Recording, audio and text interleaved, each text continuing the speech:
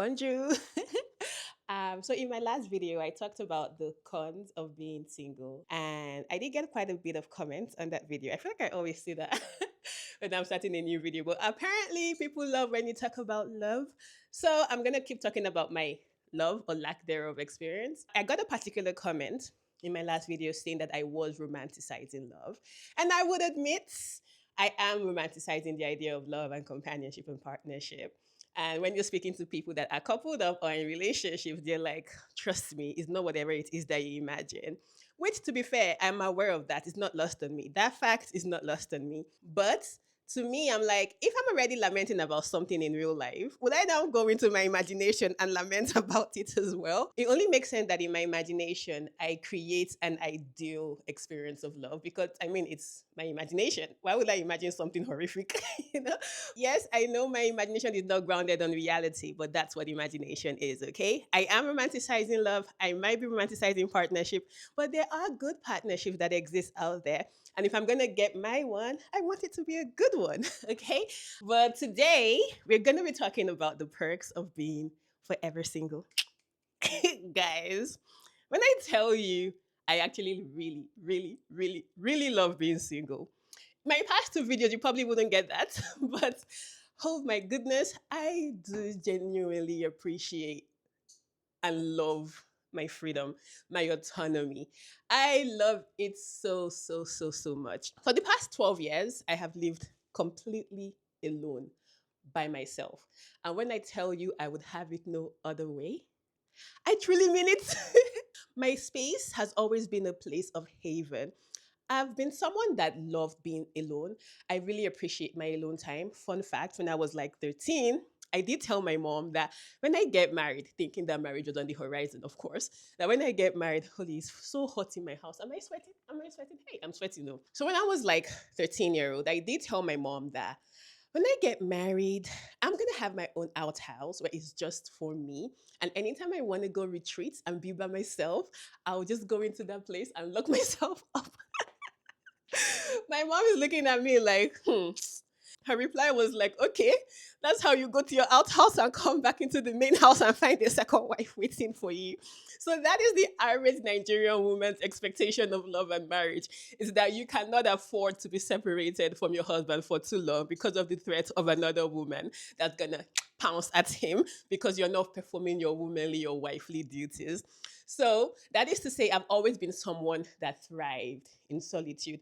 I've always thrived in my own aloneness right from when I was young.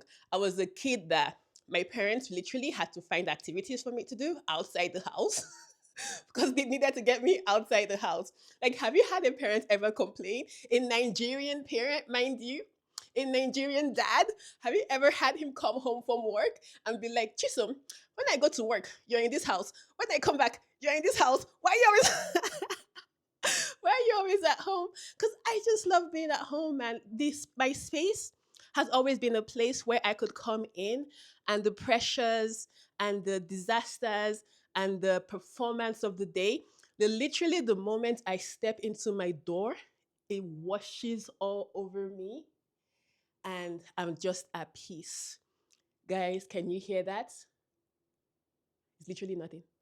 Peace and quiet, peace and quiet, hush, hush, hush. So I love the quietness of being alone and being by myself.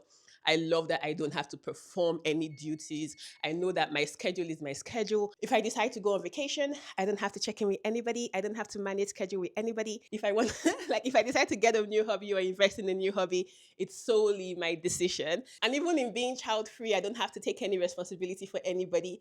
I am not responsible for a whole ass human, for the survival of a whole ass human.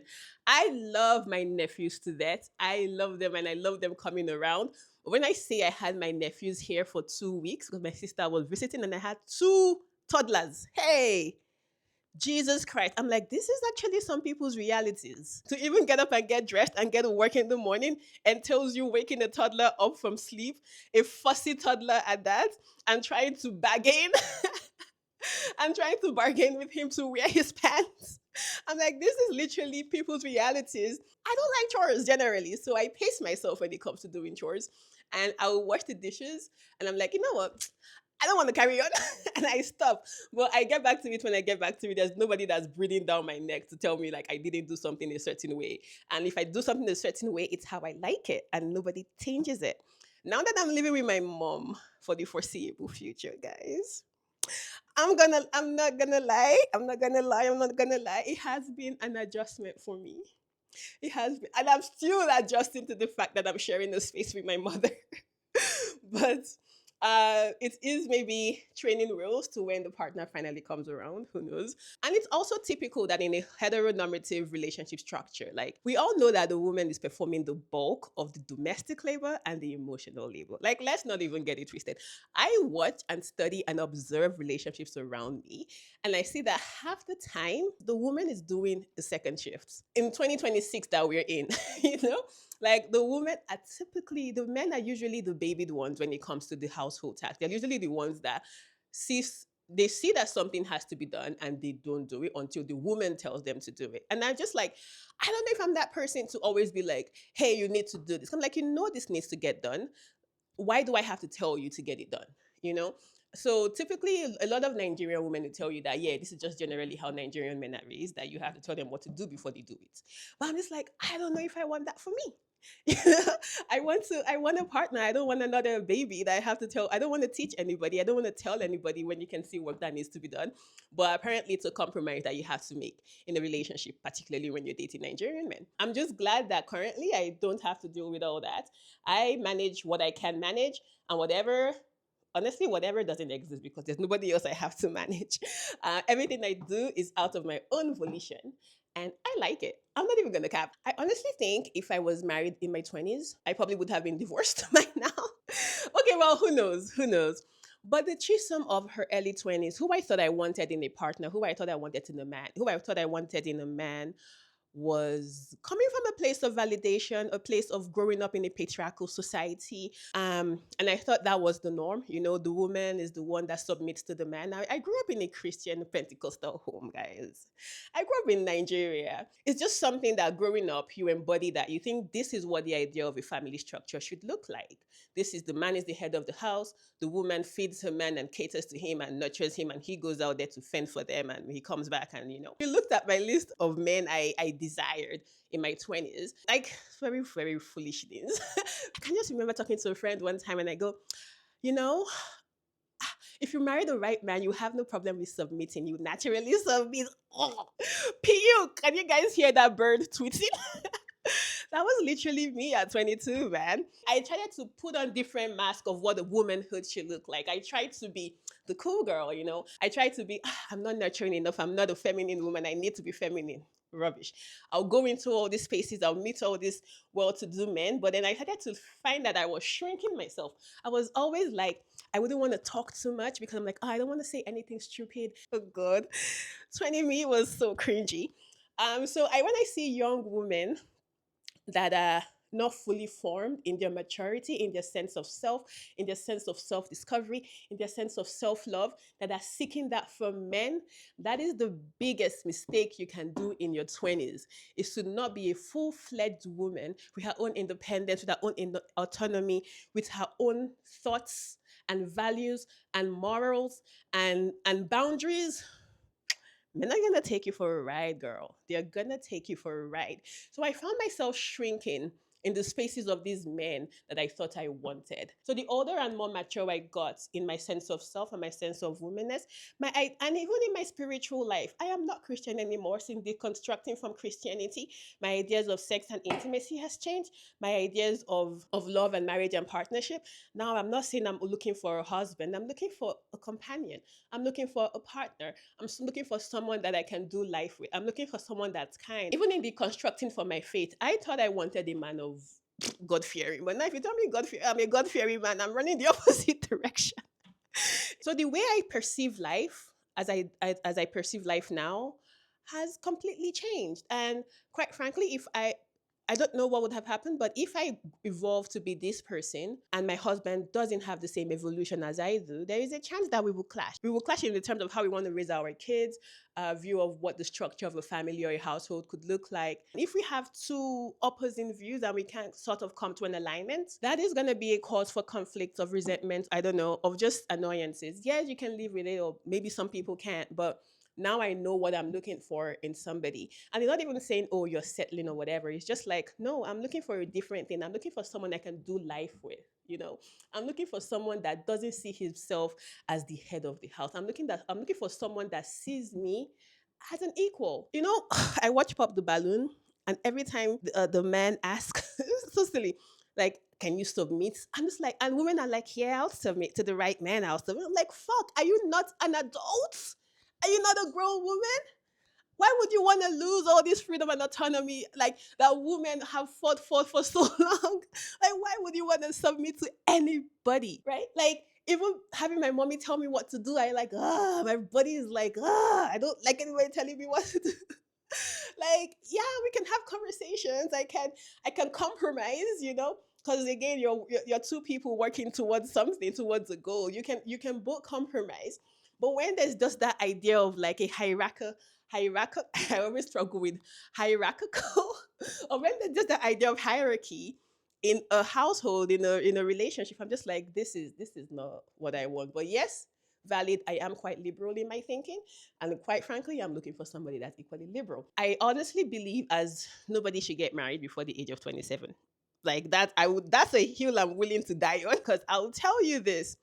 I've heard numerous times and times and times again of women in marriages say, if I loved myself, I don't think I would have married the man I married. And this is not one person. I've heard multiple people say that if I truly love myself, I wouldn't have married the man I married. I'm just glad that I've been given the opportunity to mature and know what I want and make mistakes along the way, you know.